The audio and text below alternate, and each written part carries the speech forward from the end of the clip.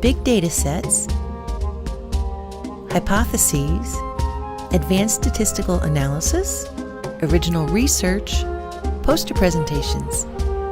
You expect this at an advanced university level. Passion-driven statistics from Wesleyan University brings all of this to a broad range of students from diverse backgrounds. Passion-driven statistics is a new way to approach statistics that overcomes barriers. Funded by the National Science Foundation, it shifts the focus from solely mathematics to a uniquely applied learning experience. So many of our students believe that they are qualitative and not quantitative students. And this experience can unfold in a way that allows them to see themselves differently. This makes statistics memorable because you really have to immerse in your project. Students are free to choose their own projects to reflect their interests. They learn new ways of looking at data. They follow their passion while learning statistics. What are you passionate about? What are your questions? We really want to answer what you bring to the table. Yale-Bridgeport GEAR UP partnership tracks underrepresented children from 7th grade to college to enhance opportunity, and in 2016 added passion-driven statistics to their summer program at Yale. I love the GEAR UP program. It is a federal educational initiative. The primary mission is to increase equity and access on the part of underrepresented groups to get into institutions of higher learning. The idea is to provide resources in the communities where there isn't a high college going rate. And in Connecticut, it's in urban areas, and it's particularly African American and Latino students. I think we all just have like an ambition, like to go forward and to learn. Like we all want to go to college. We're all here to go to college. So I think that's really important. That's what's driven us.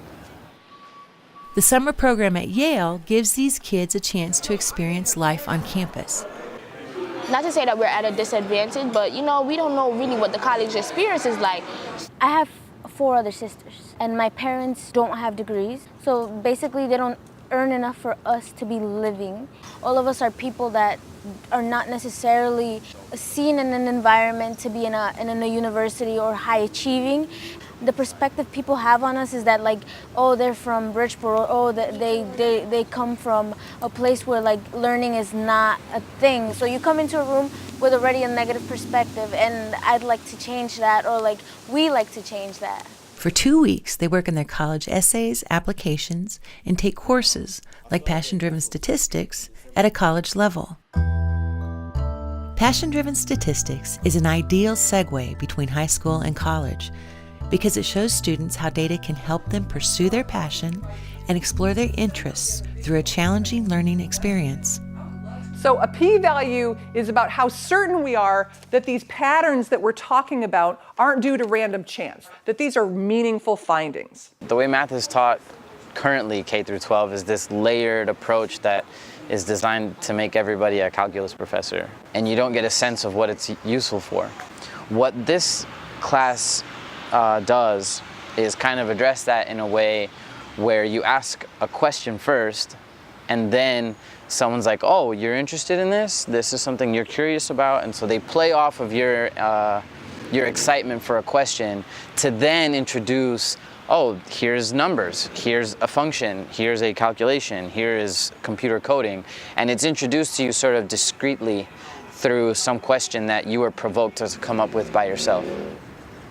Before going into the class, I was questioning, like, how can you tell stories with data? Data is numbers. Like, how can you tell a story with such stuff? I'm not someone that's good with math, but for some reason with this, I am very good at it. So it sparked an interest in me.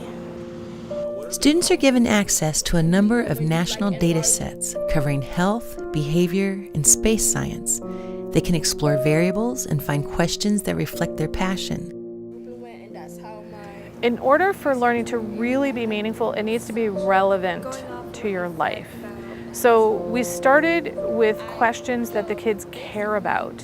When they can really engage in intellectual inquiry about a topic that matters to them, they can see that not just this class, but school and learning is relevant to my life. It can help me answer questions that are meaningful to me.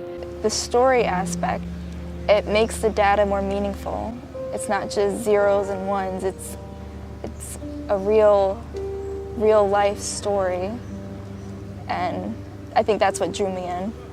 I found that there could be a correlation between the two variables. Surprisingly, when I conducted my research, my graph showed something way more different. We're using this program called SAS. Times Magazine listed it #1. If you know how to use this program, then you're set. You can easily get a job.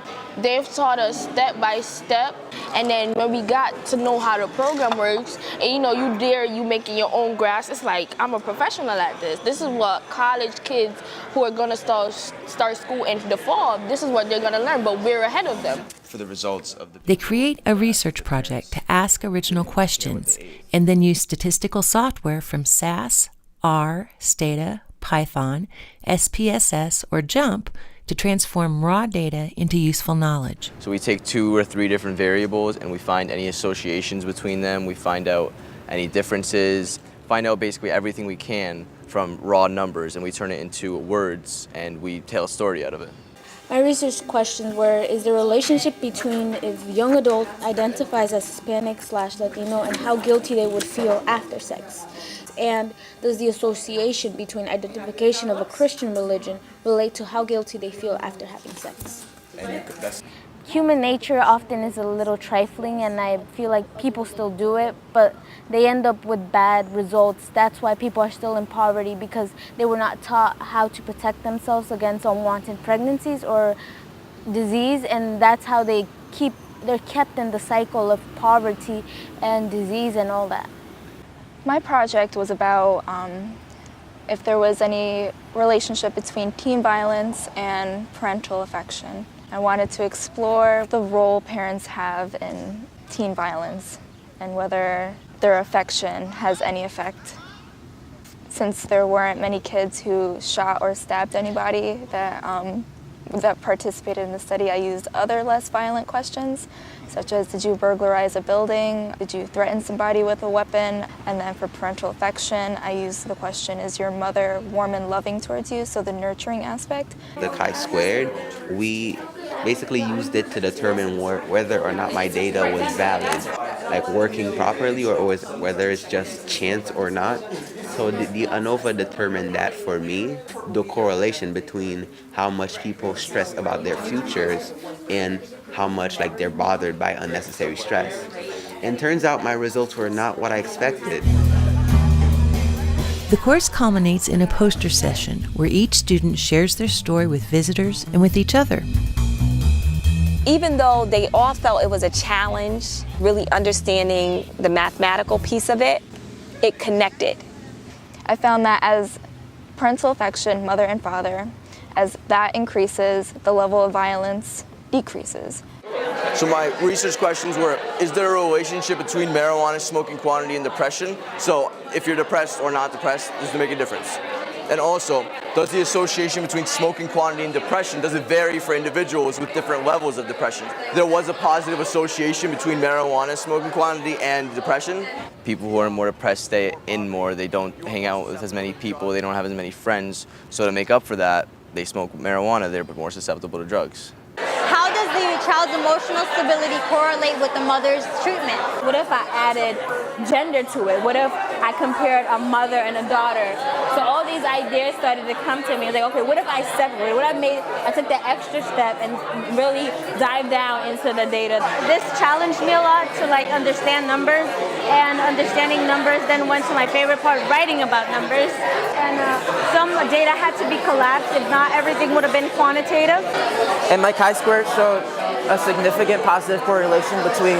They were passionate about the topic because they were recognizing pieces of their story that they wanted to explore more through data. I chose this because I never had a dad growing up, so I thought it would be really interesting to see how other kids related to their dad. You created new variables based on age. Yes. That's awesome. Thank you very much. Well, I have a feeling you're going to want to do more research on this. Yeah? Yeah, I bet you are. I like data because when I look at data, I like finding it because it just tells you how things are, and I'm interested in finding out how things are. I think they own it. They're passionate about the topic they selected. It's something they're genuinely concerned about. And then they investigate it. So I think they feel very comfortable, almost an authority now on that particular topic. Measured on a 5-point scale. What I want students to do when they get out of this course is to encounter data in the world and say, I can't wait. I can't wait to do something with it, and to have an understanding of what might be possible. Passion-driven statistics was developed for college students with support from the National Science Foundation. It works equally well with young learners from diverse backgrounds. It includes 15 hours of video lessons and supporting materials. It's adapted for virtual learning on Schoology, Coursera, edX, and Moodle. Best of all, it's free for teachers and learners worldwide. What Lisa's class offered students is an opportunity to think at a very high level, sophisticated level, about how variables hang together, for them to learn how to make hypotheses about how those variables hang together, and then see what the results are from actually learning how to do statistics. Find out why passion-driven statistics is changing the way students learn and opening doors that many thought were firmly shut. They're going to possibly master, but at least become acquainted with a skill that they never had before. It's going to help them change their minds about what they're capable of, change their minds about what are options for them for careers. I'm getting to realize that the things I thought I didn't like may not be so. If I just put my mind to it, I might have a liking for it. Tell the people who say we can't do it that we did it, and show it to them that we are capable of doing what we can. What Lisa has demonstrated over the past 9 days is a project-based program. It's challenging, but it's the missing link in high school. Passion-driven statistics. Bring the passion to your college or high school. This has changed the way that I view the world. This changes the way that I hear about research and literature. It changes everything.